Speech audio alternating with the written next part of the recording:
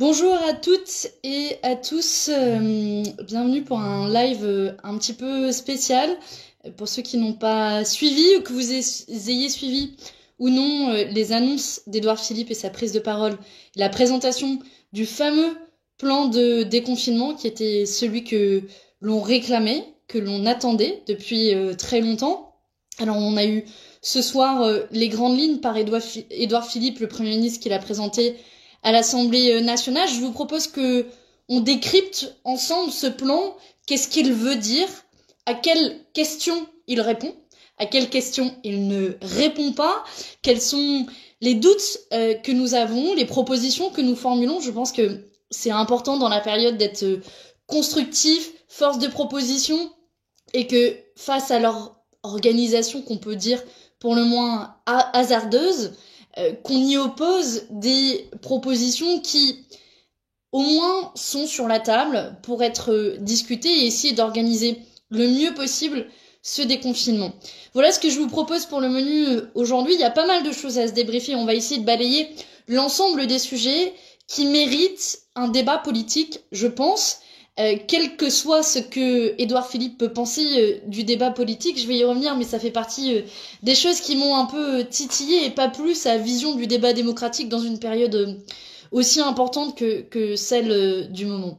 Je vous propose, pour ceux qui nous rejoignent, n'hésitez pas à partager ce live pour qu'il soit lu, entendu le plus largement possible et qu'on réfléchisse ensemble aux tenants et aboutissants de ce plan de déconfinement. Et surtout, n'hésitez pas à nous mettre vos questions, vos commentaires. Je vois tous ceux qui se connectent et qui disent bonjour. Donc bonjour à vous tous et oui, Marie-Paul et tous ceux qui le disent, prenez soin aussi de vous parce que s'il y a bien un message qui doit nous unir, c'est celui-là. Alors d'abord, si vous n'avez pas regardé la longue heure de présentation d'Édouard Philippe devant l'Assemblée nationale, ce qu'il faut en retenir ce soir, d'abord, je pense, c'est un message principal, c'est Emmanuel Macron avait fixé la date du 11 mai, mais on va pas se leurrer, à la suite des annonces d'Édouard Philippe aujourd'hui, le déconfinement sera loin d'être total, complet le 11 mai, et qui sera extrêmement progressif et graduel à partir de cette date-là. C'est uniquement si des conditions sanitaires sont réunis, et puis il faudra s'attendre à un déconfinement différencié d'un territoire à l'autre, probablement entre les territoires les plus touchés par le virus, probablement l'Île-de-France, le Grand Est et d'autres zones de la France. Ensuite, il a aussi annoncé plusieurs étapes avec plusieurs horizons, début mai, puis début juin, et je vais y revenir sur les différentes étapes qui sont au milieu. Et globalement, il nous a asséné de sa doctrine générale, vaut mieux tard que jamais, protéger, tester et isoler. On va voir sur ces 3 points que les moyens qui sont mis en face ne sont pas forcément à la hauteur de ce qui serait nécessaire, mais c'est ça qu'il faut retenir, protéger avec les masques, tester avec 700 000 tests par semaine et isoler. Ensuite, l'État a annoncé une coordination, mais en renvoyant principalement aussi aux collectivités locales, avec aussi côté vie personnelle et une vie sociale qui restera extrêmement limitée pour l'instant, avec des déplacements limités dans une zone de 100 km, les bars, restos qui restent fermés, les sports collectifs qui restent aussi arrêtés, et une reprise du travail en revanche qui est elle progressive mais quand même massive à partir du 11 mai, en télétravail quand c'est possible et en présentiel quand ce n'est pas possible. Avec des transports qui reprennent progressivement, le port du masque obligatoire et la prolongation de l'état d'urgence sanitaire pour le 23 juillet. Voilà un peu pour les annonces qui sont principales. Je vous propose qu'on les prenne quasiment une à une et qu'on puisse les décortiquer, en débattre, essayer de se faire un avis et de faire aussi des contre-propositions. Mais d'abord, quelques mots d'introduction générale sur ce que politiquement il faut retenir des annonces d'Édouard Philippe. Moi, ce que je retiens d'abord, c'est que quelque part, à la suite de la présentation de ce plan de déconfinement, on a encore plus le sentiment que le choix de la date du 11 mai était extrêmement hasardeux, qu'on a eu un homme, Emmanuel Macron, qui a décidé seul, choisi la date du 11 mai, sans mettre en face d'abord l'ensemble du plan de déconfinement, se poser l'ensemble des questions qui étaient nécessaires sur les moyens, la production des outils de protection, les conditions de reprise du travail, qui étaient les questions à se poser avant de fixer cette date. Et donc, j'ai un peu le sentiment qu'ils avaient pris le problème par le mauvais bout, et que on a un Édouard Philippe qui a tenté de rattraper Emmanuel Macron et tenté de justifier cette date sans avoir fait cet exercice au préalable. Ensuite, une chose qui m'a choquée aussi pendant cette déclaration d'Édouard Philippe, c'est que il a reconnu le changement de doctrine politique sur l'utilisation massive des masques, sur les tests massifs, mais il s'est complètement dédouané en renvoyant aux scientifiques en disant qu'ils ont changé de doctrine en la matière. Et là, c'est faux, archi faux. On se souvient, au début de l'épidémie, il y a de cela déjà de bien longues semaines, l'Organisation mondiale de la santé, de l'OMS, qui avait cette doctrine test, test, test. Eh bien, on voit que le gouvernement ne l'a pas écouté il y a plusieurs semaines et qui maintenant ils font machine arrière. Pareil sur l'utilisation des masques. On se souvient même Sibeth Ndiaye, la porte-parole du gouvernement, qui disait que non, ce n'était pas recommandé dans l'espace public. Et on voit à la fois sur l'utilisation des masques et à la fois sur l'utilisation des tests qu'ils reviennent dessus sans assumer leur responsabilité politique et en renvoyant la responsabilité aux scientifiques. C'est vrai que ces pics envoyés aux scientifiques sont, je pense, discutables, et puis surtout l'utilisation à géométrie variable qui a été faite des scientifiques, un coup et on les utilise pour justifier d'autres choses, un autre coup ils ont tort. Donc cette utilisation à géométrie variable, je pense, est pas souhaitable dans le cadre d'une démocratie sanitaire qui doit aussi se reposer sur des avis scientifiques, parce que sinon ils ont bon dos pour justifier les erreurs politiques du gouvernement. Ensuite, clairement, ce que je retiens aussi de cette présentation, c'est que la priorité, elle est très claire. Elle est à la reprise de l'activité économique et du travail. Sauf que, d'un autre côté, on dit que l'école n'est pas obligatoire, que ce sera aux parents de choisir d'aller à l'école ou non. Et donc, on renvoie à la fois aux parents s'agissant le choix d'envoyer leurs enfants à l'école ou non, et dans le monde du travail aux entreprises d'organiser la reprise du travail. Et donc il y a une forme de déresponsabilisation de la part du gouvernement qui renvoie à la fois aux familles et à la fois aux entreprises le soin d'organiser ça. Mais s'agissant de l'école spécifiquement, je pense qu'on laisse les familles face à un choix cornélien où d'un côté ils doivent reprendre le travail, et de l'autre on leur dit mais si vous voulez ne pas envoyer vos enfants à l'école, vous le pouvez. Et donc forcément c'est un non-choix pour toutes ces familles qui devront reprendre le travail, et tous ces parents qui enverront la mort dans l'âme leurs enfants à l'école. Ensuite, il y a des questions qui sont complètement absentes, je pense, de cette présentation.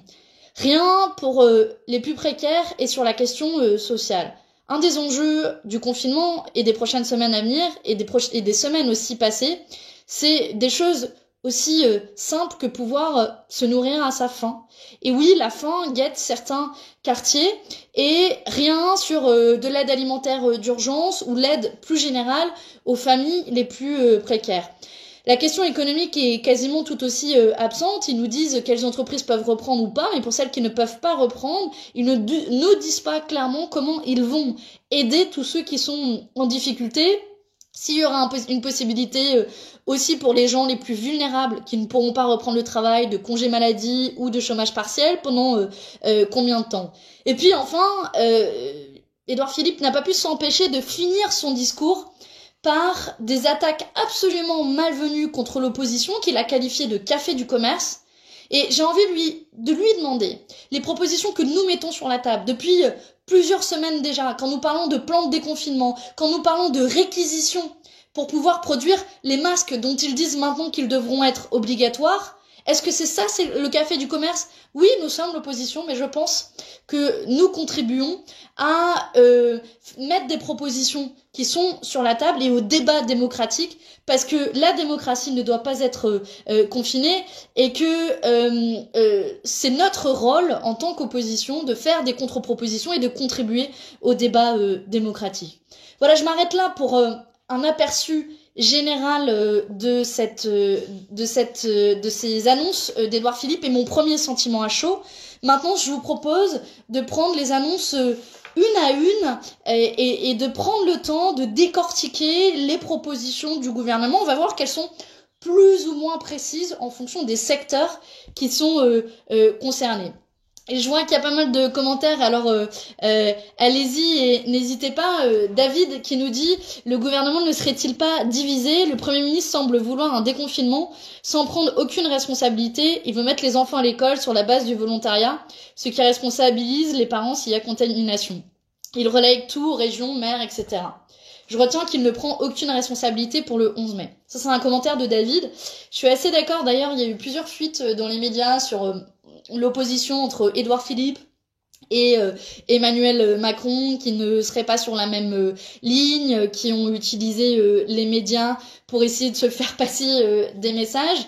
Mais c'est vrai qu'on a un peu le sentiment d'avoir eu un chef d'État, Emmanuel Macron, qui a décidé seul de la date du 11 mai pour donner un horizon, un cap à des Français désespérés qui ce soir doivent être déçus parce que peut-être sans doute, et c'est humain, moi aussi j'en fais partie, on s'était dit le 11 mai on allait reprendre, alors évidemment on savait qu'on n'allait pas reprendre une vie normale, mais un début de vie normale.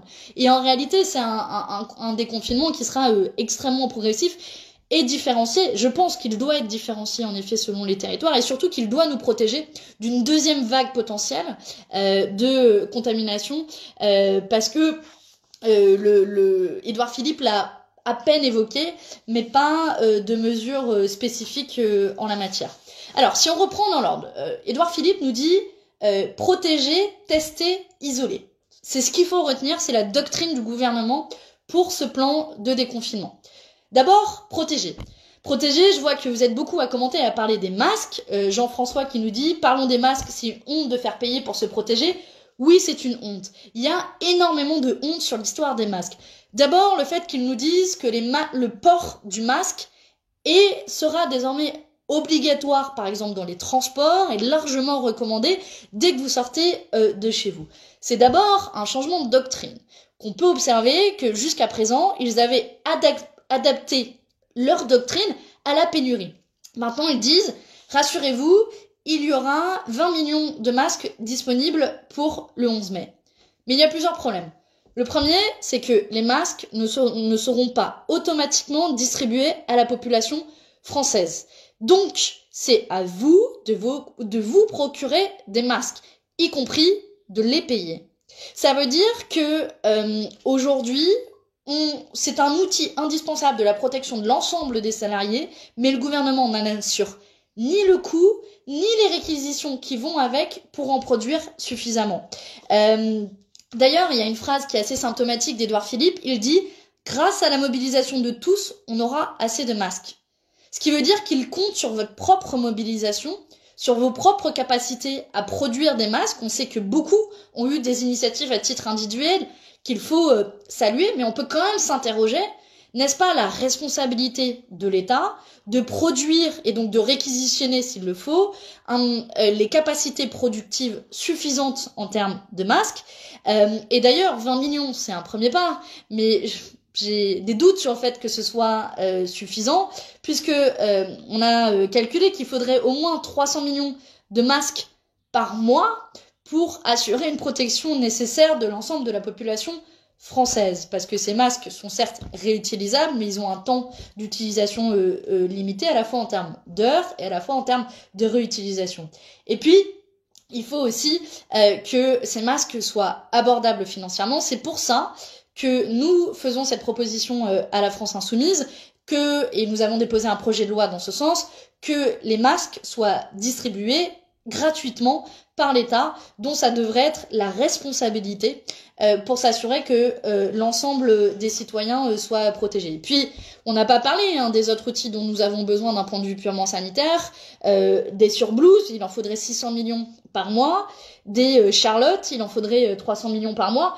Bref, vous voyez que les besoins sont considérables et le gouvernement n'est pas allé jusqu'au bout de sa démarche pour s'assurer un approvisionnement suffisant et nécessaire, au moins pour l'ensemble du mois de mai dont on sait qu'il sera important.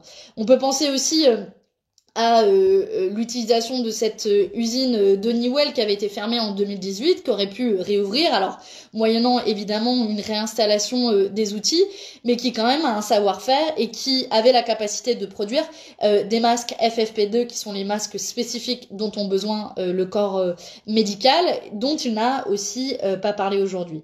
Il a reconnu les tensions sur les médicaments, sans parler là aussi de comment y répondre. Nous faisons la proposition d'un pôle public du médicament qui permettrait de produire, planifier, organiser et distribuer de manière publique via l'État les médicaments. On sait que certains médicaments, par exemple comme le Curare, qui sont des médicaments nécessaires et très utilisés pour la réanimation, sont des médicaments qui sont assez peu rentables, entre guillemets, pour utiliser le langage des labos pharmaceutiques, et pour lesquels l'État aurait un intérêt à s'y mêler. Et puis, sur le port du masque, ils nous disent qu'il ne sera pas obligatoire, et on peut le comprendre, pour les tout petits, à l'école maternelle, à la crèche et au primaire, parce que c'est compliqué de demander à un enfant de 5 ans de porter un masque, et en même temps, on peut se demander alors pourquoi ce sont ces écoles-là qui sont réouvertes en priorité s'ils ne peuvent pas porter de masque. Ça, c'est la première chose sur protéger. Ensuite, le deuxième pilier de leur doctrine, et n'hésitez pas à continuer à commenter, poser des questions et aussi nous dire ce que vous pensez des contre-propositions qu'on fait. Je vois que Michel soutient l'idée du pôle public du médicament, donc voilà, n'hésitez pas à le faire et on regarde vos commentaires au fur et à mesure. Donc je disais, deuxième pilier, c'est tester. Là aussi, c'est assez flagrant. L'évolution de la doctrine du gouvernement qui s'appuie y compris sur des mensonges en se dédouanant sur le corps scientifique. Ils reconnaissent maintenant que les tests sont nécessaires à large échelle. C'est compliqué de tester l'ensemble de la population quand on est 60 millions d'habitants, mais à large échelle. Et ils disent, Édouard Philippe dit que la doctrine scientifique a évolué en la matière. Alors là, les scientifiques, ils ont vraiment bon dos. Parce que, en effet, l'Organisation mondiale de la santé, ça fait longtemps qu'elle parle des tests, mais elle a été assez uniforme sur le sujet en disant très clairement depuis le début, test, test, test. Il faut tester le plus massivement possible. Et bon, le gouvernement, dont acte, reconnaît un peu tardivement que ces tests sont nécessaires. Ils disent qu'il faut, et ils prévoient 700 000 tests par semaine à partir du 11 mai avec le déconfinement.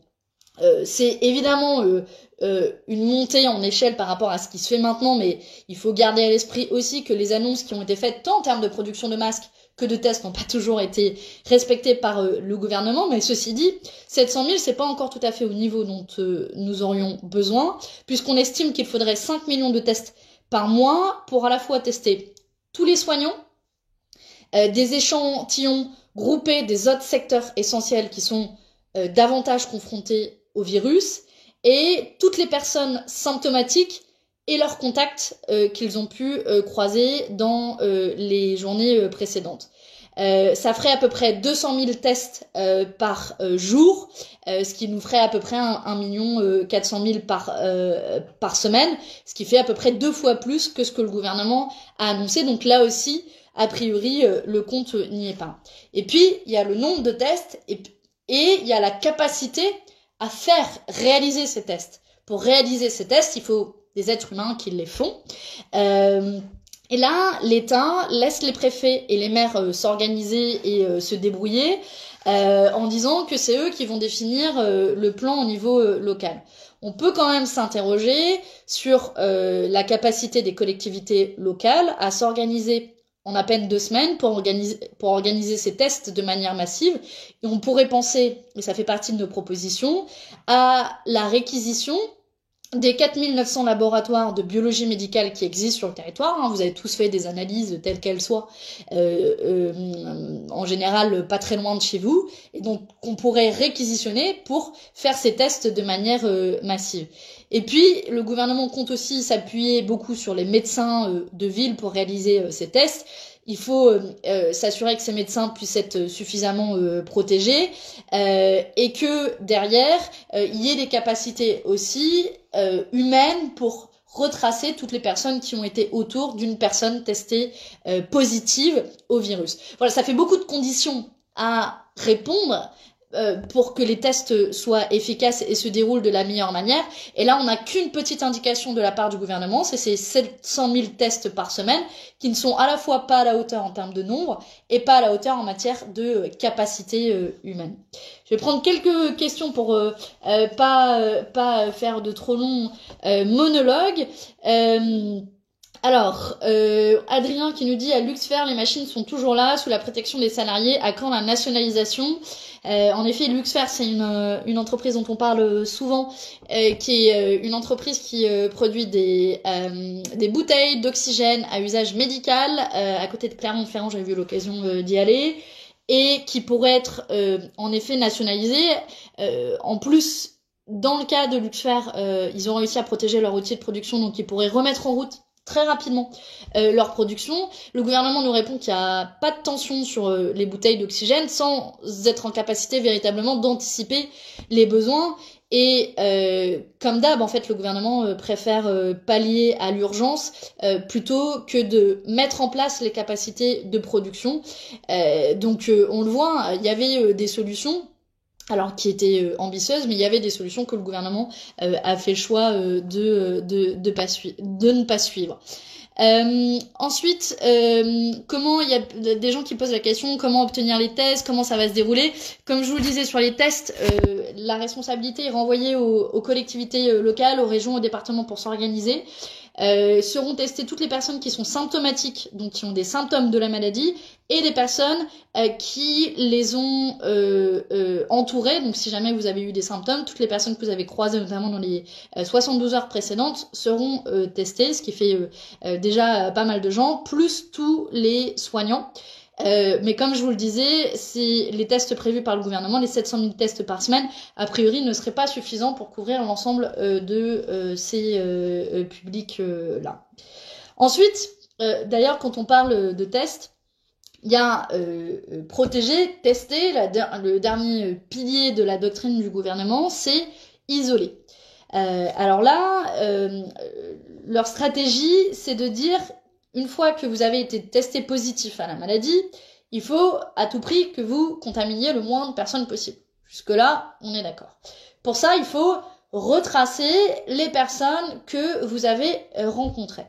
Alors, un point important des annonces du gouvernement, c'est qu'ils abandonnent, en tout cas temporairement pour le moment, leur dispositif et leur application Stop Covid, parce que a priori, elle n'est pas encore prête selon les mots d'Édouard Philippe. Donc il y a fort à croire que c'est reculé pour mieux sauter et que probablement le débat sera repoussé à dans quelques semaines.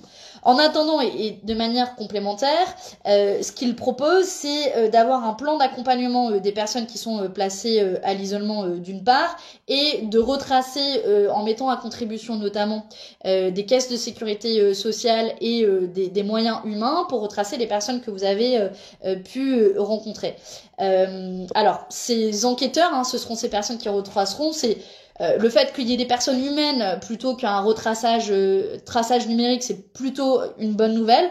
Mais attention à la fois sur le cadre de protection des données, attention à la fois aussi à avoir suffisamment de personnes qui font cet exercice et d'assurer que au final ce soit fonctionnel, opérationnel et qu'on puisse retracer les personnes que vous avez croisées et les accompagner. Parce que c'était aussi le problème de l'application, imaginez. Franchement, pour ceux qui habitent dans des grandes villes, vous prenez les transports en commun, et en prenant les transports en commun, vous pouvez imaginer le nombre de gens que vous allez croiser dans les transports. Et donc, si quelqu'un a été testé positif dans un transport que vous avez pris, votre téléphone, il va pas arrêter de biper si vous prenez les transports tous les jours, parce que oui, vous avez de fortes chances d'avoir croisé de près ou de loin des gens qui sont malades. Donc, privilégier une approche humaine, je pense que c'est plutôt la bonne chose, mais il faut des garanties. Et puis ensuite, pour mettre à l'isolement, le gouvernement propose de s'assurer que la personne qui est testée positive est isolée pendant 15 jours. Ça aussi c'est nécessaire et le gouvernement dit quitte à réquisitionner des hôtels. Là aussi ça faisait partie des choses que l'on demandait, mais il faut s'assurer que le nombre d'hôtels soit suffisant pour ceux qui doivent être isolés, qui n'ont pas la capacité d'être isolés seuls ou qui ont une famille chez eux qu'ils ne veulent pas mettre à l'isolement, etc. Donc il y a plein de raisons pour lesquelles vous pourriez être isolé dans des hôtels. Mais en réalité, c'est à peu près 67 500 places d'hébergement qu'il faudrait tous les 15 jours. Et là, le gouvernement n'a avancé aucun chiffre. Et puis enfin, je vous le disais, sur cette question, le recul sur l'application Stop Covid est un recul qui est provisoire. On voit que le gouvernement a un peu reculé, y compris parce qu'il y avait des risques de fracturer la majorité. Je vais revenir après sur les conditions démocratiques dans lesquelles ce vote se déroule, mais clairement il y a une forme de prise d'otage et manifestement le gouvernement était mal à l'aise et une partie de la majorité était mal à l'aise sur la question des libertés fondamentales et de la protection des données avec la mise en place de cette application Stop Covid. Alors, on a plusieurs questions sur les tests. Tony qui nous dit il faut tester les personnes qui vont travailler. C'est là où le gouvernement, par exemple, s'en remet à la sagesse et à l'organisation à la fois des autorités locales et des entreprises. A priori, les personnes qui vont travailler ne seront pas testées systématiquement. Après, certaines entreprises, et au gré du bon vouloir de l'entreprise, vont mettre en place des dispositifs à l'entrée, comme la prise de température systématique ou pas. Mais aujourd'hui, on n'a pas les capacités de tester toutes les personnes qui vont travailler. C'est pour ça que nous, on proposait quand même d'augmenter la capacité de test, de telle sorte à pouvoir tester au moins tous ceux qui en ont besoin de manière prioritaire, à savoir l'ensemble des soignants et l'ensemble des personnes qui sont en contact avec un public. Donc qui sont amenés à croiser beaucoup de personnes dans la journée. On peut penser par exemple aux caissières notamment. Alors ensuite il y a plusieurs questions sur l'école, mais ça je vais y revenir après sur l'école, qui a un gros nœud aussi et qui fait partie des grosses interrogations. Donc restez avec moi si la question des écoles vous intéresse. Il y en a aussi qui posent des questions sur les vacances à venir, les plages, etc. Je vais y venir aussi. Et c'est normal que vous vous posiez plein de questions. Après moi j'ai pas toutes les réponses, mais on tente de décrypter ensemble le discours du gouvernement. Donc n'hésitez pas d'ailleurs si vous avez des contributions, des questions, etc. On essaie de les relayer. Alors il y a plusieurs questions aussi sur comment ça va se passer pour les personnes qui sont isolées, les personnes vulnérables ou les personnes qui sont testées positives. Là, ça fait partie des sujets sur lesquels on a des doutes sur les personnes qui sont à la fois vulnérables et qui ne peuvent pas aller travailler. Mettons, vous êtes des personnes avec des facteurs de comorbidité importants vis-à-vis du virus. Vous faites un travail qui n'est pas faisable en télétravail. Pour là, c'est pas clair si vous avez le droit à congé maladie, chômage partiel, etc. Ensuite, pour les personnes qui seront testées positives et donc qui devront être mises à l'isolement et qui devaient travailler, là aussi, normalement, mais le gouvernement l'a pas précisé, on aurait aimé qu'il le précise, qu'ils puissent bien bénéficier du congé maladie. Alors, ensuite, si on continue le fil des annonces du gouvernement. Le gouvernement a annoncé, je vous le disais au tout début, un déconfinement qui sera progressif. Par progressif, ils entendent que le 11 mai, tout ne sera pas réouvert et dépendra des indicateurs. Un indicateur qu'il a donné, c'est le fait qu'il y ait pas plus de 3000 nouveaux cas par jour. Sinon, il faudra s'attendre à ce que le 11 mai, le déconfinement soit reculé ou mise en place de manière différenciée selon les territoires, et je vais y arriver. Mais moi, ce qui m'a un peu dérangé, le moment où il a parlé de la mise en place et d'un déconfinement qui soit progressif, et peut-être dont la date du 11 mai sera reculée, c'est qu'il a rejeté la faute sur les comportements individuels. Il a dit, en gros, tenez bien en place, respectez les consignes, soyez disciplinés, ne vous relâchez pas.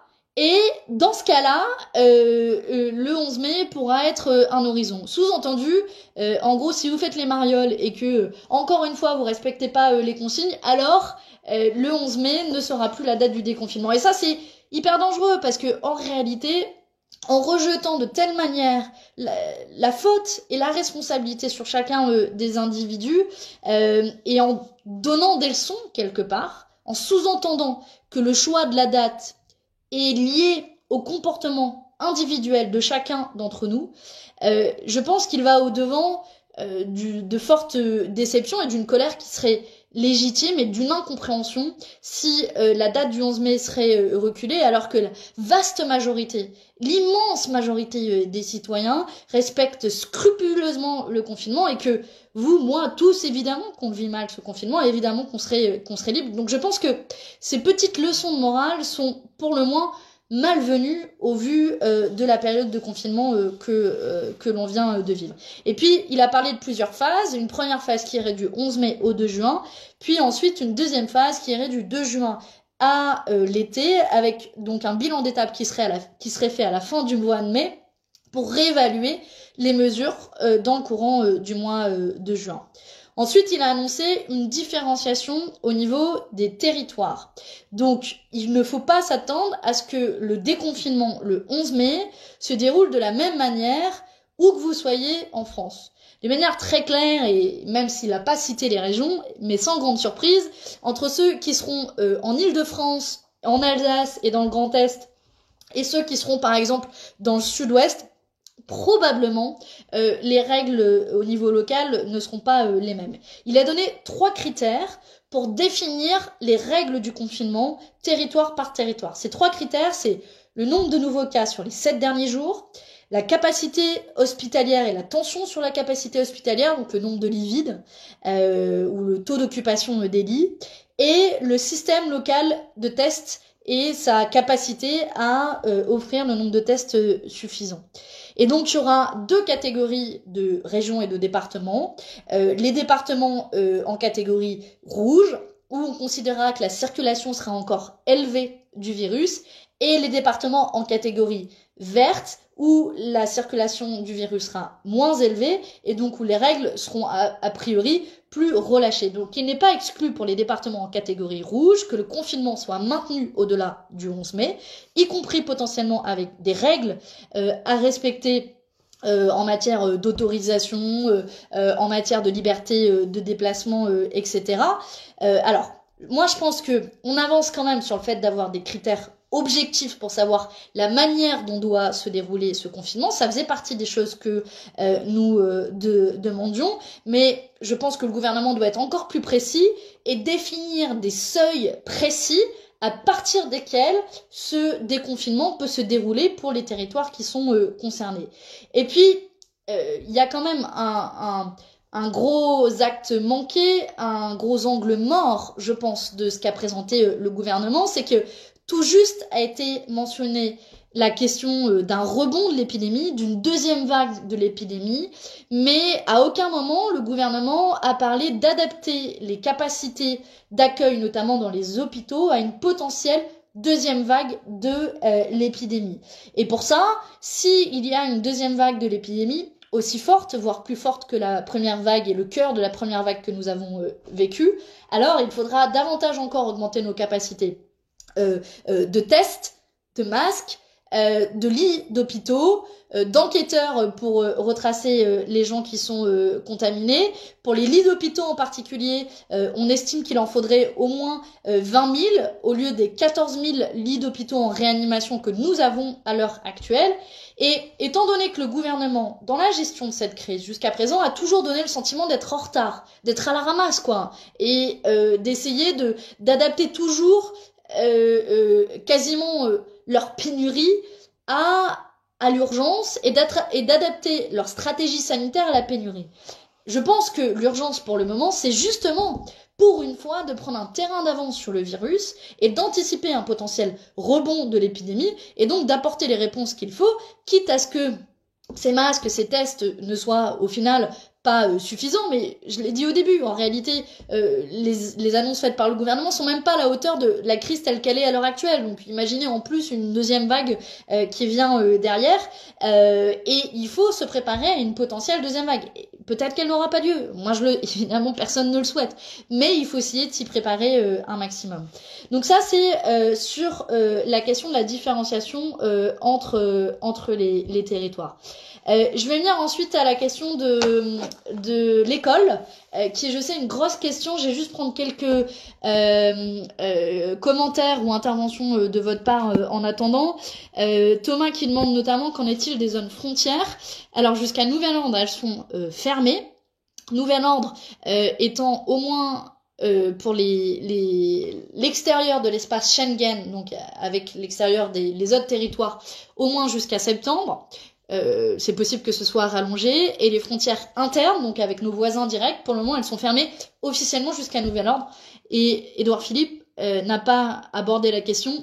Je pense qu'elles seront au moins fermées jusqu'à début juillet, avec une réévaluation au début de l'été, mais je pense qu'il y a de fortes à parier qu'elles soient fermées au moins jusqu'à courant de l'été pour nos voisins les plus directs. Ce qui, entre les lignes, par ailleurs, pose la question aussi de la coordination au niveau européen, parce que sur l'ensemble des sujets que l'on vient d'aborder, chaque pays a en fait une stratégie qui est assez différente. Voilà. Plusieurs personnes qui s'interrogent aussi sur la deuxième vague à venir. Évidemment, la deuxième vague, c'est une hypothèse. Personne ne peut être sûr, mais c'est une hypothèse qui est relativement probable dans la bouche, en tout cas, des scientifiques, et à laquelle, je pense, la moindre des choses est de s'y préparer pour faire en sorte qu'on soit le plus à même en capacité de répondre à l'urgence et de faire face aussi aux besoins que nous aurons en masques, en tests, etc. Ensuite, question suivante, l'école. Évidemment, il ne pouvait pas faire l'impasse sur la question de l'école. Il a longuement abordé la question de l'école. D'abord, ce qu'il faut retenir sur ce qui a été annoncé. Les crèches et les écoles maternelles et primaires vont réouvrir dès le 11 mai. S'agissant des crèches, ce sera en effectif extrêmement limité, avec des accueils par groupe de 10 maximum, avec des masques pour les salariés, et évidemment impossible de faire porter un masque à un bébé, mais l'accueil sera possible à hauteur de 10 maximum, ce qui évidemment limitera les effectifs, avec une priorité du coup qui sera donnée aux familles monoparentales, aux familles de soignants, d'enseignants, de tous ceux qui doivent reprendre le travail.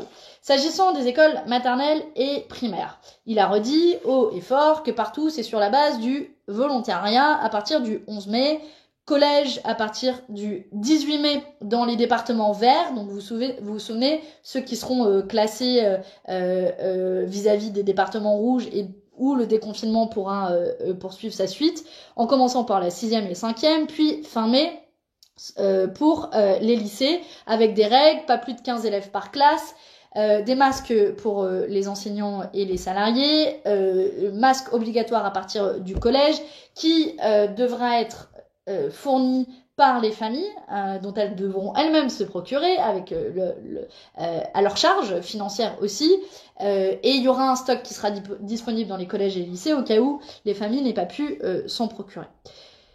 Là, il y a pas mal de choses à dire sur les écoles. D'abord, quand on regarde le calendrier, choisir d'abord les écoles maternelles et les écoles primaires pour reprendre le chemin des cours, alors même que ce sont ces enfants et ces élèves les plus jeunes qui ne pourront pas porter un masque. Et on peut le comprendre, c'est difficile à un enfant de 6 ans lui demander de porter un masque toute la journée. Mais du coup, on peut s'interroger pourquoi avoir choisi la reprise de l'école primaire et maternelle en priorité. Et là, on voit bien que les raisons qui prévalent probablement derrière, ce sont des raisons économiques, puisque ce sont des enfants en bas âge qui ne sont pas autonomes, et donc l'enjeu, c'est de pouvoir renvoyer les parents au travail, et donc il faut bien faire quelque chose des enfants. Ces enfants seront à l'école, en tout cas c'est tel que le pense le gouvernement. Évidemment, il y a énormément de territoires, de maires qui le disent déjà, que ce sera extrêmement compliqué d'organiser ces conditions, ces gestes barrières, etc. dans les écoles, où souvent, vous pouvez pas pousser les murs, et si vous mettez les enfants tous à plus d'1 mètre, alors que parfois ils sont 15, 20, 30, jusqu'à 30 dans une salle de classe, forcément, vous ne pouvez pas assurer la présence de l'ensemble des enfants. Je remarque aussi que Édouard Philippe s'est beaucoup dédouané sur les scientifiques, mais il n'a à aucun moment mentionné l'avis du conseil scientifique qui préconisait la reprise de l'école, tout niveau, à partir du mois de septembre seulement. Comme ça se fait d'ailleurs dans beaucoup de pays européens, c'est le cas en Italie notamment. Donc là, on voit aussi l'utilisation du conseil scientifique et des recommandations scientifiques à géométrie variable en fonction des intérêts politiques du gouvernement. Ensuite, le gouvernement dit, en gros, les parents ont le choix, et pour les élèves, c'est soit un enseignement à distance, soit à l'école, soit à l'étude, quand il y a des capacités d'accueil qui sont possibles à l'échelle territoriale et locale. Là, ça pose, à mon sens, 2 questions majeures. D'abord, si vous avez des enfants qui suivent à distance et des enfants qui suivent en présentiel, comment on fait ? On a des enseignants qui se dédoublent, qui assurent l'enseignement à la fois à leurs élèves à distance et à la fois à l'école. Moi, je pense que nos enseignants sont formidables en France, mais je suis pas sûre qu'ils aient cette capacité. Et puis la deuxième question, et à mon sens la question majeure, c'est qu'aujourd'hui, le gouvernement s'en remet à la responsabilité individuelle, au choix individuel, et à un choix cornélien pour les familles, et à un dilemme quelque part impossible d'avoir à choisir de renvoyer leurs enfants à l'école ou non. Mais ce n'est pas un choix. Un choix, c'est quand vous avez plusieurs options et que vous pouvez choisir telle ou telle option. Mais quand vous reprenez le travail, quand vous êtes par exemple, je sais pas, un ouvrier du bâtiment, 2 ouvriers du bâtiment, et que vous reprenez le travail, alors vous n'aurez pas le choix, vos enfants devront aller à l'école. En revanche, un cadre supérieur qui est en télétravail tranquillement chez lui, lui aura la possibilité de maintenir son enfant à domicile. C'est dans tous les cas pas ce que j'appelle un choix, c'est un dilemme impossible, et donc on voit que ce renvoi à la responsabilité et au choix individuel est en fait que rhétorique et théorique dans la bouche du gouvernement et pas du tout au fait des réalités locales et de la manière dont ça peut se mettre en œuvre pour des familles dont on peut comprendre qu'elles ont un choix cornélien auquel faire face, et vous êtes probablement très nombreux à vous interroger et vous poser cette question: est-ce que vous allez renvoyer votre enfant ou pas à l'école? Force est de constater que le gouvernement n'a pas donné les éléments de réponse et des éléments pour un choix libre, informé et égalitaire entre toutes les familles et tous les foyers. Alors, il y a pas mal de commentaires sur la question des écoles. David qui dit « Allez à l'école pour que papa et maman aillent travailler ». C'est exactement ça. Ça peut être papa et maman, hein, d'ailleurs. Frédéric qui dit « On va faire revenir des agents dans les administrations alors qu'ils sont en télétravail et que le travail se fait normalement ». Alors, je vais y revenir après sur la question du télétravail et de la manière dont ça peut s'organiser. Thomas qui nous dit « Comment les profs peuvent assurer les cours à l'école et en télé-école en même temps, combien d'heures de travail par jour ?» Donc c'est ça dont je vous parlais tout à l'heure. Il y a cette question vraiment de la duplicité de nos enseignants qui vont être coupés en deux et dont on sait très bien qu'ils n'auront pas la capacité d'assumer dans une qualité équivalente les cours à l'ensemble de leurs élèves. Et donc on aurait pu penser à une formule unique pour l'ensemble des élèves avec une attention particulière aux familles défavorisées, ce que le gouvernement se cache, se drape même derrière l'argument de l'égalité sociale en disant seules les familles, les familles les plus défavorisées sont les plus touchées par l'enseignement à distance, puisqu'elles n'ont pas les capacités d'assurer un suivi à part égale de leurs enfants, ce qui est vrai, mais on pourrait plutôt penser à un dispositif spécifique pour ces familles défavorisées, plutôt que de acter ce découpage en deux entre ceux qui peuvent aller à l'école ou pas. Mickey qui demande: les enseignants ont-ils le choix? Alors moi, je pense qu'on a toujours le choix et qu'il y a un truc dans le droit du travail qui s'appelle le droit de retrait.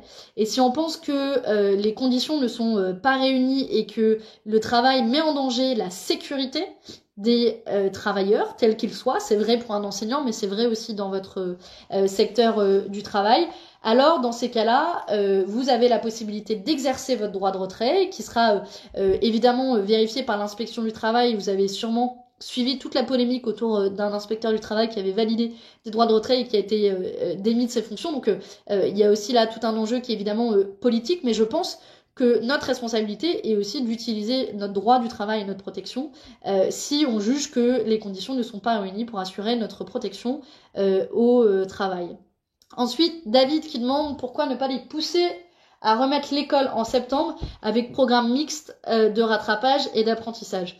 C'était notre proposition, je vous en ai parlé plusieurs fois dans les propositions que nous portons, vous pouvez les retrouver, on a tenté en tout cas de mettre ensemble toutes nos propositions dans un plan de déconfinement qu'on a publié hier en fin de journée. L'objectif était de dire, puisque le gouvernement refuse un vrai débat démocratique, nous mettons sur la table nos propositions pour un plan de déconfinement. On prétend pas avoir absolument toutes les réponses, mais en tout cas on prétend avoir réfléchi à la question et faire des propositions.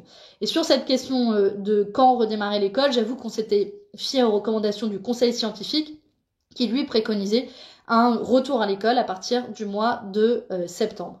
Ce qui fait le lien aussi avec les questions plus générales d'organisation du travail, parce que se pose la question à l'école de l'exercice du droit de retrait par les enseignants qui y seraient confrontés, mais plus généralement aussi dans le monde du travail et à l'entreprise.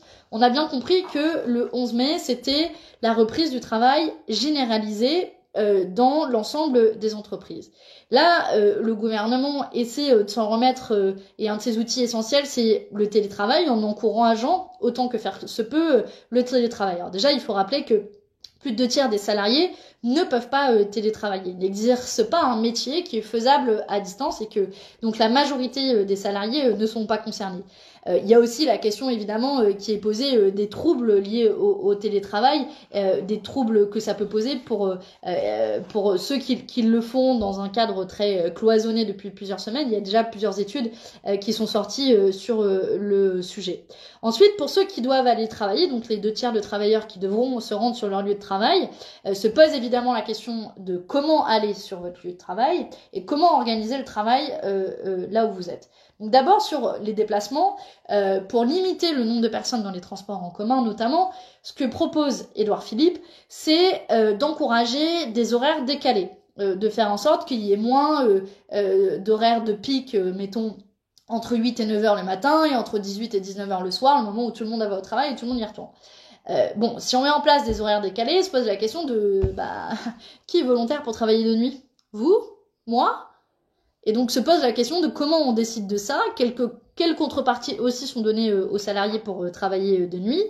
Et puis ensuite, la question suivante, c'est une fois que vous êtes arrivé au travail, comment ça s'organise? Alors là, le gouvernement a parlé de guides pratiques qui sont élaborés secteur par secteur, mais en réalité, vous avez certes des lignes directrices générales pour votre secteur d'activité, mais en réalité, on sait tous que ça va s'organiser à l'échelon de votre entreprise, votre usine, votre lieu de travail, votre magasin, en fonction de votre secteur d'activité, et que ça va dépendre véritablement de l'espace que vous avez disponible, de la possibilité d'exercer les gestes barrières. On sait que c'est pas possible évidemment dans tous les secteurs d'activité, mais aussi ça dépend de l'organisation du lieu. Et là, on peut se poser la question, qui va s'assurer que les conditions de travail sont réunies, sont satisfaisantes pour assurer une protection des travailleurs?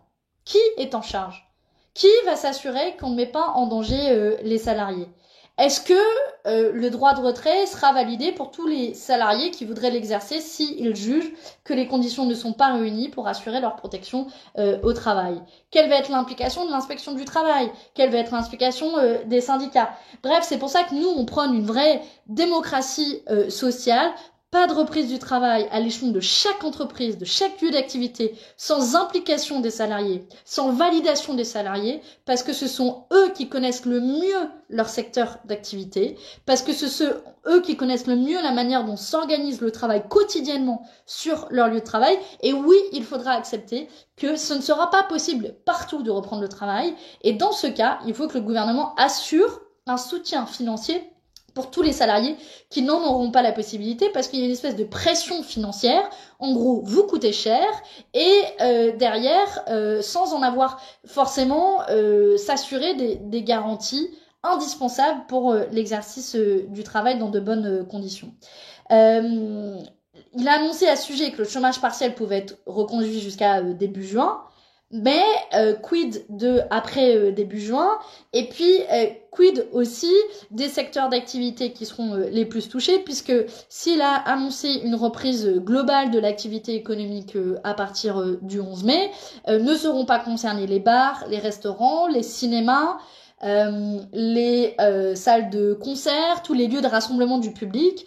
Donc c'est à noter aussi pour vous et votre vie sociale, et c'est à noter aussi pour tous ceux qui travaillent dans ce secteur et qui ont besoin de dispositifs spécifiques d'accompagnement sur une période qui sera au final extrêmement longue et qui durera plusieurs mois. Donc c'est vrai que c'est un élément quand même à prendre en compte, parce que en réalité, la reprise du travail ne peut pas se faire par un claquement de doigts. Et puis cette reprise du travail, pour moi, elle est très liée à la question des transports. Alors c'est vrai particulièrement pour ceux qui habitent et travaillent dans des grandes villes. Là-dessus, il a annoncé le port du masque obligatoire dans les transports en commun, avec un respect de la distanciation. D'abord, sur la question du masque, comment s'assurer que les gens ont tous accès à un masque, sachant qu'il faut trouver à s'en procurer et sachant qu'ils sont payants? Est-ce qu'on pourrait pas organiser une distribution de masques systématique à l'entrée des transports en commun, comme ça peut se faire dans d'autres pays, notamment des pays asiatiques? Et puis, quand il parle de respect des règles de distanciation, je pense que Édouard Philippe, il prend pas très souvent la ligne 13 à Paris. Même en ce moment où on est encore censé être confiné, si vous allez prendre la ligne 13, vous allez comprendre que le respect des règles de distanciation, c'est absolument impossible.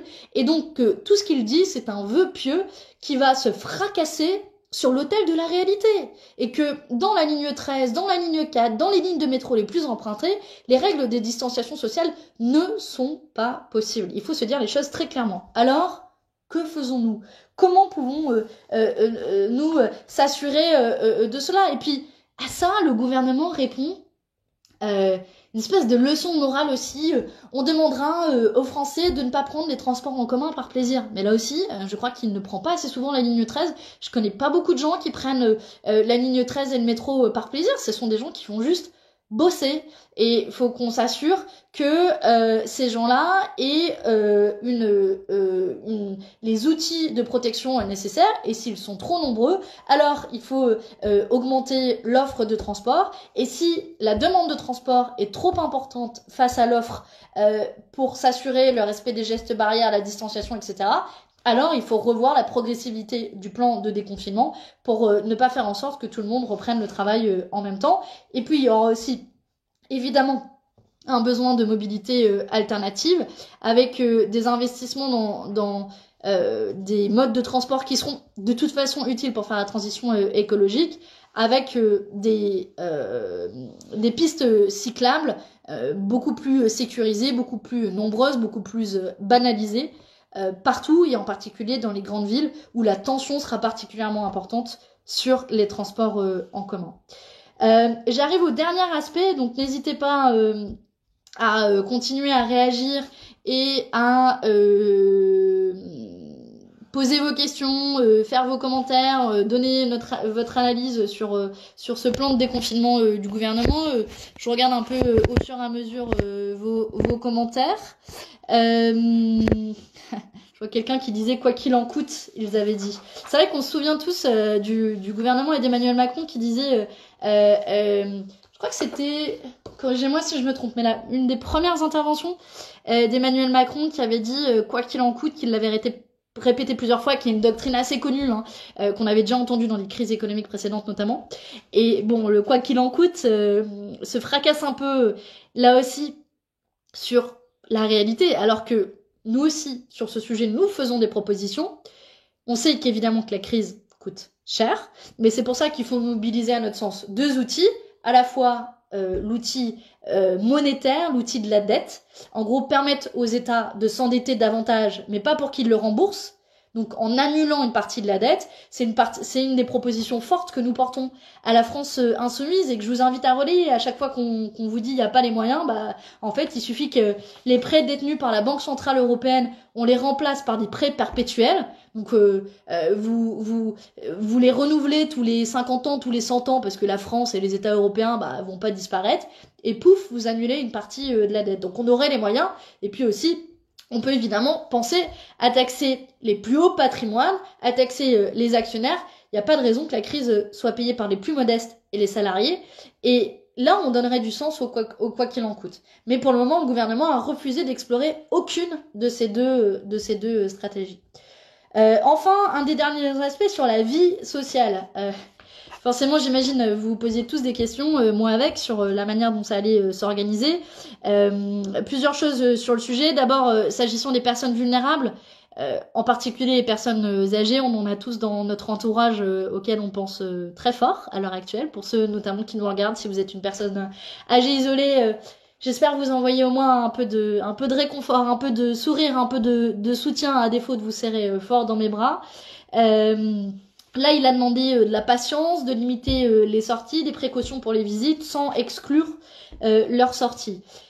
Pour l'ensemble de la population, pour les zones qui seront déconfinées, donc les fameuses zones en vert, vous vous souvenez, il y aura une autorisation de circulation dans une limite de 100 km autour de notre domicile, sans attestation, et au-delà de 100 km avec attestation. Et pour les zones qui seront encore en rouge, ces zones-là, il faudra une attestation pour des déplacements plus courts, similaires probablement à ce qui existe en ce moment, mais il n'a pas précisé les modalités. Les activités sportives collectives seront elles aussi limitées. Je peux dire adieu à mon water polo pour encore, je pense, pas mal de semaines. Et pour tous ceux qui pratiquent un sport co, vous êtes probablement dans la même situation que moi. En gros, tous les sports avec des contacts seront continuer à être prohibés. J'imagine probablement au moins jusqu'à l'été. Vous avez vu aussi les plages fermées jusqu'au début de l'été. Les parcs et jardins qui seront progressivement réouverts dans les départements et les zones vertes. Et les événements de plus de 5000 personnes qui pourront toujours pas se tenir au moins jusqu'à la fin de l'été, donc jusqu'à la fin du mois d'août. On est plusieurs à s'interroger sur notamment ce qui va se passer pour la fête de l'humain au mois de septembre. Je pense qu'on ne sait pas encore pour les événements du mois de septembre, mais tous les événements de plus de 5000 personnes annulés jusqu'à la fin du mois d'août. Ce qui veut dire aussi très probablement pour nos amphis d'été de la France Insoumise, pour ceux qui avaient prévu d'y aller, que ça va avoir une implication. On n'a pas encore de décision finale sur la manière dont ça allait s'organiser. Mais rassurez-vous, à la fois on pense à des alternatives et à la fois on assurera qu'on aura l'occasion de tous se revoir physiquement dès que cela sera possible. Et un rendez-vous sera donné à la fin du mois de mai pour donner des réponses sur la réouverture des bars, des restaurants et plus généralement l'organisation de nos vacances. Ça fait un peu bizarre de se projeter sur les vacances, mais c'est vrai que pour le moment la question se pose et c'est évidemment difficile. Bon, c'est bien qu'il apporte des réponses sur la vie sociale du quotidien, mais là je suis un peu restée sur ma faim parce que toutes ces choses-là, c'est bien, c'est sympathique, on rêve tous d'aller boire un verre en terrasse avec des amis, sauf que c'est bien si on n'est pas en train de lutter pour sa survie, et que quand on parle de vie sociale, il y a d'abord les besoins les plus basiques, qui sont ceux de se nourrir à sa faim, et il a annoncé aucune mesure d'urgence pour les plus précaires et les plus pauvres. Et je pense que c'était une priorité dans la période. C'était une nécessité d'offrir ces réponses à des publics. Putain, il y a des gens enfin, c'est le retour de la faim en France. On est au 21e siècle, on est en 2020. On fait certes face à une crise, une des plus graves de notre histoire récente, c'est vrai. Mais on a des gens qui ont plus rien dans leur frigo. Alors que vous avez encore des Bernard Arnault et je ne sais qui, Monsieur Pinault, etc., qui gagnent des milliards et des milliards et des milliards d'euros. Et franchement, bah ça me fout la rage, quoi. Ça me fout la rage, et cette question sociale a été complètement squeezée du discours d'Édouard Philippe. Rien, comme si, vous savez, c'est moins que rien, on pouvait laisser crever d'autres choses que du Covid sur des questions sociales, alors qu'il y avait plein de choses à faire. Et ça fait partie aussi des propositions qu'on porte dans notre plan de déconfinement. D'abord, l'automaticité des prestations sociales, pour éviter le non-recours, parce qu'on sait que plein de familles, plein de gens ont droit à des aides sociales et en réalité ne les touchent pas parce qu'elles ne les demandent pas, parce que administrativement c'est lourd à gérer, etc. Ensuite, la subvention des associations qui viennent en aide aux personnes vulnérables, des associations qui opèrent en ce moment dans des conditions extrêmement difficiles, y compris avec des manques de moyens financiers, matériels et humains. Ensuite, nous on demande la suspension des loyers, au moins pour les publics les plus vulnérables et dans les habitations sociales. On peut aussi penser à encadrer le prix des produits de première nécessité, qui sont des produits dont on a particulièrement besoin en ce moment. On pourrait aussi penser à une TVA à taux zéro sur les produits de première nécessité, les œufs, la farine, qui font partie d'ailleurs des produits qui ont été pas mal en rupture ces dernières semaines, mais qui serait là une mesure fiscale à destination des ménages des plus pauvres et très juste socialement. On peut même penser directement à des bons d'achat pour des produits d'hygiène et des produits de première nécessité, des bons d'achat qui pourraient être émis par le gouvernement ou les collectivités locales à destination des publics les plus vulnérables et qui pourraient subvenir à leurs besoins les plus élémentaires. Une autre proposition qu'on fait, c'est la réquisition des cantines collectives. Alors évidemment qu'on pourrait organiser, adapter, etc. Aux gestes barrières. Donc c'est uniquement en certaines conditions. Il ne s'agit pas de réquisitionner toutes les cantines, mais en tout cas celles qui produisent la nourriture, sans forcément une consommation sur place, de telle sorte à pouvoir distribuer des repas directement par l'État. On peut aussi penser à la gratuité des premiers mètres d'eau, mètres cubes d'eau, des premiers kilowattheures d'électricité. Bref, vous voyez, je viens de vous faire toute une liste de propositions sur comment gérer la crise d'un point de vue social et s'assurer que la crise ne fait pas doublement des victimes. Évidemment des victimes du coronavirus et de l'épidémie, et des victimes de la crise sociale et économique que nous sommes en train de vivre et qui a de fortes chances de laisser sur le bas-côté beaucoup trop de gens.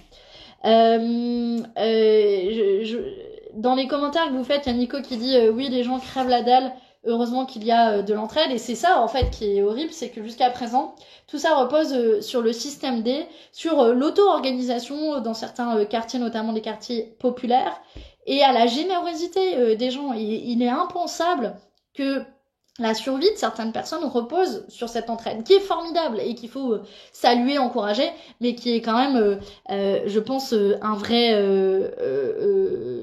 qui a des limites et qui illustre surtout les manques du gouvernement en la matière.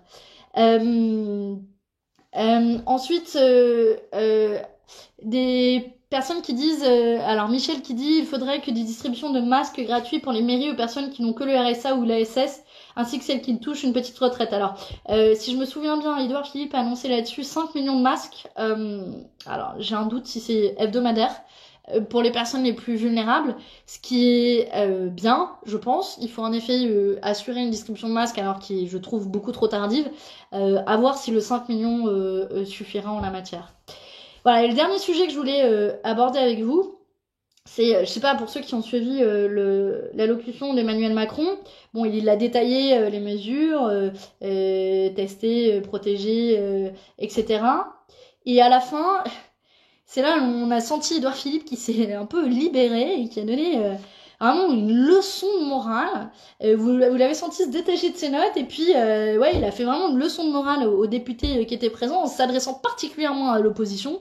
Clairement, nous étions parmi ceux qui étions visés, en disant que le débat autour du plan de déconfinement et le débat sur les questions sanitaires, ça ne doit pas être le café du commerce, et il a fustigé tous les commentaires qui peuvent être faits, notamment par les oppositions politiques. Voilà la manière dont le gouvernement et le pouvoir en place à l'heure actuelle traitent l'opposition politique avec un mépris, un dédain, alors que en réalité, nous, tout ce qu'on a tenté de faire, ce sont des propositions concrètes au service de l'intérêt général que nous avons mis sur la table, et c'est pour ça que nous avons publié un plan de déconfinement en amont du plan de déconfinement du gouvernement, et on aurait souhaité qu'il dialogue avec nous sur ce plan de déconfinement, qu'on puisse échanger. Non, le gouvernement vient nous présenter son plan de déconfinement, on découvre, mes collègues parlementaires à l'Assemblée nationale l'ont découvert en même temps que vous, aucun débat sur le fond. Juste, on peut s'exprimer 5 minutes chacun, et puis vous votez. C'est à prendre ou à laisser, c'est noir ou blanc, comme si la démocratie parlementaire avait été mise au congélateur et avait été confinée pendant cette période, alors au contraire, je pense que plutôt que de nous mettre devant le fait accompli, la question était suffisamment grave pour mériter un débat en propre et de solliciter, y compris en bonne collaboration et en bonne foi, parce que nos propositions sont de bonne foi. On n'était pas là juste pour taper sur le gouvernement pour taper sur le gouvernement. Notre objectif, c'est essayer de contribuer dans un effort dans un effort conjoint de réponse à la crise. Et en réalité, je pense que cette attitude du gouvernement et d'Édouard Philippe en premier, à la fin, ne fait qu'affaiblir la parole publique. Elle est déjà fortement affaiblie parce que il y a eu une succession de mensonges sur les masques, sur les tests ces dernières semaines, et on a tous peine à croire le gouvernement. Mais en traitant de la sorte le débat démocratique et les oppositions politiques, en prolongeant aussi au passage l'état d'urgence sanitaire jusqu'à la fin du mois de juillet, le gouvernement montre qu'en réalité, ils n'ont que faire du débat démocratique, ils n'ont que faire des propositions que nous pouvons faire, qui sont, je crois, des propositions en bonne intelligence et en bonne foi. Encore une fois, notre objectif n'était pas de polémiquer, mais de contribuer de manière constructive, et c'est ça que nous avons tenté de faire, et en plus dans un temps record, puisqu'à la base le plan de déconfinement devait être présenté la semaine prochaine, et on s'est activé quand on a appris qu'il était présenté cette semaine pour présenter le nôtre hier, et je crois qu'il y avait énormément de propositions qui méritaient d'être prises. On assumait de pas en avoir complètement la paternité ou la maternité, puisqu'on avait largement débattu avec différents acteurs du corps social, du corps sanitaire, etc. et avec différents spécialistes. Et on aurait aimé au moins avoir la possibilité d'avoir un échange direct avec le gouvernement, pas un échange juste tribune interposée, mais une discussion sur le fond du texte. Puisque là, ce qu'on nous fait voter à l'Assemblée nationale, hein, c'est un truc à prendre ou à laisser, qui n'a aucune conséquence ni aucun fondement juridique et législatif. C'est vraiment histoire de dire, vous savez, on valide la case, ça y est, on l'a présenté aux parlementaires, comme ça ils vont arrêter de nous embêter, et maintenant s'il vous plaît, taisez-vous, nous on fait le boulot. C'est un peu la manière dont il nous l'a présenté. Il y a qu'à voir aussi la manière dont Richard Ferrand s'est comporté avec Jean-Luc Mélenchon. Bon, au moment où il a pris la parole à l'Assemblée nationale, je vous invite d'ailleurs, si vous n'avez pas eu l'occasion, n'hésitez pas à aller voir le discours de Jean-Luc Mélenchon à la suite de celui d'Édouard Philippe, qui, je crois, est un des rares orateurs qui a eu la capacité de rebondir directement sur le plan qui a été présenté par Édouard Philippe, et qui a donné un petit peu de hauteur d'esprit pour répondre aux enjeux principaux qui sont aujourd'hui, à mon sens, posés, et à notre sens collectif, en tout cas pour les insoumis. Et si certes on a eu quelques réponses aujourd'hui, on reste malheureusement sur notre faim, et je continue en conclusion à garder le sentiment que la date du 11 mai a été choisie un peu au hasard, et que le gouvernement a fait les choses à l'envers, en ne travaillant pas d'abord aux conditions qui permettraient d'assurer le déconfinement, et en mettant d'abord une date dans le paysage, sans assurer d'en avoir les moyens, et qu'aujourd'hui, et je pense dans les prochaines semaines, on va en payer les pots cassés, et c'est bien dommage. Voilà un petit peu ce que je voulais vous raconter sur une analyse de ce plan de déconfinement. J'espère que ça vous a été utile. n'hésitez pas à nous le dire. N'hésitez pas à nous dire aussi ce que vous auriez attendu. J'espère que ça a répondu à vos attentes. L'objectif était évidemment pas juste de répéter ce que disait Édouard Philippe, mais d'essayer d'en donner une perspective, de réfléchir ensemble. Bon, on n'a pas encore tous les éléments d'analyse. Là, c'était à chaud. On aura l'occasion d'y réfléchir collectivement dans les prochains jours, y compris dans la mise en œuvre. La prochaine étape aussi importante, ce sera à la fois la mise en œuvre dans les entreprises, dans les transports et le rôle des collectivités locales. Donc, on aura probablement l'occasion de s'en reparler, de débriefer ensemble. Voilà pour moi un petit peu pour ce soir. Merci à tous d'avoir suivi ce live. Merci pour vos commentaires, merci pour vos soutiens, ça fait chaud au cœur, on les voit, je les vois s'ajouter au fur et à mesure. Donc force, honneur, courage, comme vient de dire Ludovic. N'hésitez pas à partager ce live qui j'espère sera le plus utile possible à tous ceux qui se demandent et qui s'interrogent sur comment comment analyser les annonces d'Édouard Philippe aujourd'hui. J'espère que ça vous sera utile et n'hésitez pas à leur partager. Et puis moi je vous donne rendez-vous tout bientôt, probablement en amont du 1er mai et de la fête du travail. En attendant, prenez soin de vous. Bon courage pour les prochains jours de confinement. On a encore une longue route devant nous, mais j'espère qu'à la fin du tunnel, il y aura la lumière. En tout cas, nous on essaie de faire le feu pour qu'il y ait la lumière au bout du tunnel. Allez, prenez soin de vous, à très bientôt les amis.